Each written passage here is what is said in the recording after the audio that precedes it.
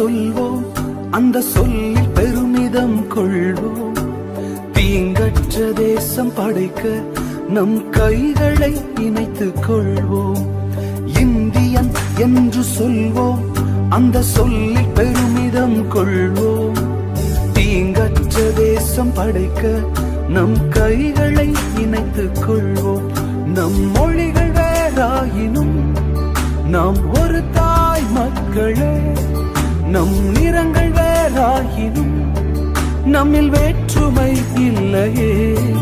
நம் மொழிகள் வேறாயினும் நாம் ஒரு தாய் மக்களே. நம் நிறங்கள் வேறாயினும் நம்மில் வேற்றுமை இல்லையே.